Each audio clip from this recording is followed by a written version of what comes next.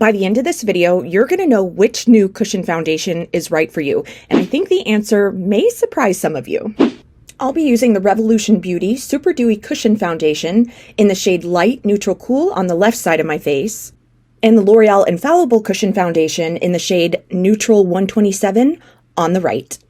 Here's a quick shot of all the shades I purchased.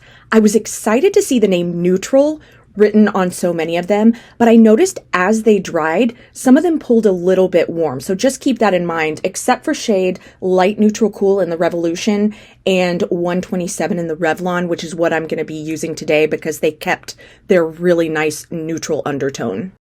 And as I'm applying, you'll see that this shade matches so well that it's almost hard to see on camera, but don't panic because you know I'm not going to leave you hanging. I'm always going to give you a close-up shot, and I'm going to give you shots in different types of light so you can really see how this looks on my skin. You may also notice that I'm going right in with the applicator that they provide, which is very unusual for me. I usually toss any applicators aside that come with a product. But cushion foundations in general have a very watery texture to them, so using the very non-porous sponge that comes with the product is usually a really good way to apply it. And personally, the only other ways that I apply cushion foundations are with a beauty sponge that most of the water has been squeezed out of, or a flat top, very dense kabuki brush. And it's very important with cushion foundations to always press or pat the product onto the skin and don't rub, otherwise you're going to get streaks. And as promised, here we go with the close-up. This is my side with no foundation, and then this is the Revolution Cushion Foundation. And for those of you who like to use primers beforehand, here are some primers that are compatible with the ingredients, although I would highly recommend you apply the primer, allow it to set first, and then apply the product. And moving right along to the L'OREAL Infallible Cushion on the other side. And let me quickly pop up some primers that are compatible with the L'OREAL side, and it's silicone base. Now right away I noticed that the L'OREAL side feels more watery than the Revolution Beauty side. The Revolution Beauty side almost feels like you're putting a regular liquid foundation on your face, whereas the L'OREAL side feels more like water going on your face. I don't consider one to be better than the other when it comes to that, just so you know there's a different texture to them. L'Oreal advertises this as up to 24-hour wear, and of course I will show you end of day pics so you can judge that for yourself. But I will say, as I was doing my swatches, I usually just use a makeup wipe to remove them, and with the L'Oreal I was unable to completely remove it. It almost left a bit of a stain on the skin, which required my normal oil cleanser for removal. Getting into some comparisons, they're both buildable coverage, although I will say I found the Revolution side a little bit easier to build up. The L'Oreal claims to be a soft matte finish, whereas Revolution is supposed to be a dewy finish. However, you'll see as I go through this, they both looked very similar in terms of finish. I found them both to look lightly dewy and very skin-like. And if you're someone who likes a foundation that dries down quickly, these both dry down really fast. And just before we go in for our close-up on this side, let me show you that both of these products have 20 shade options. Here is a close-up of the Revolution Beauty Cushion, which we applied first. And then this side is the Revlon Infallible Cushion.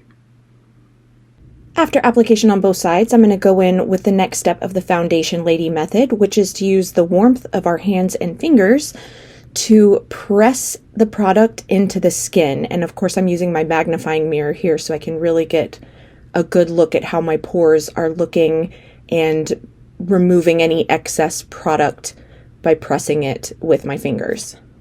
This tiny trick makes such a big difference with any type of foundation. I highly recommend doing it.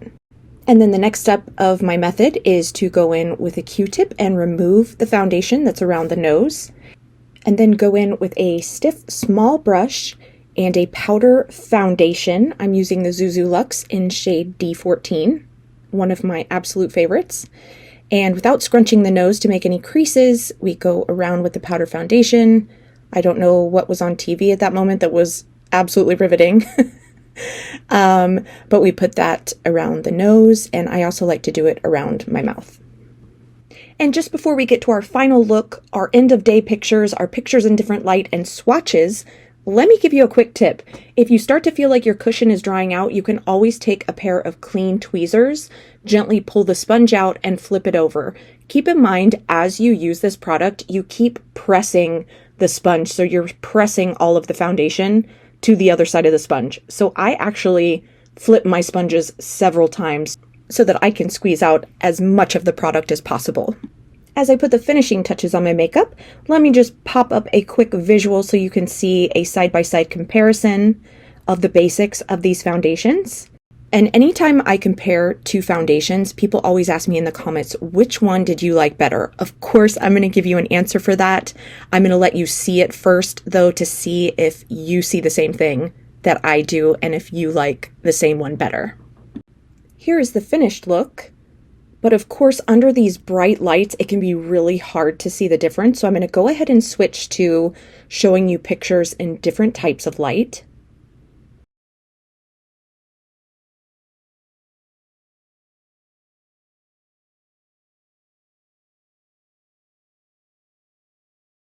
And then, of course, our end of day pictures.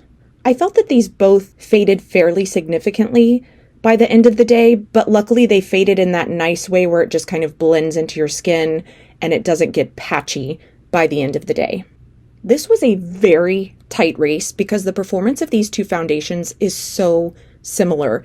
And I know that the Revolution is supposed to be the dewy one, but if you look at these end of day pics, I found that the Revlon to me looked just as dewy by the end of day, if not even slightly more. So my overall suggestion is just to go with the one that has the best shade and undertone to match you because they are so similar. For me personally, I felt that the Revolution Beauty had a better undertone. I liked their neutrals better, and I liked the coverage slightly better. Like I said, it was such a tiny difference, but the Revolution just eked out the win for me out of these two. Leave a comment below to let me know what you think of this foundation, if you've tried it, if you're going to try it, and what do you think about the fact that cushion foundations seem to be coming back again? Let me know. Have a great week.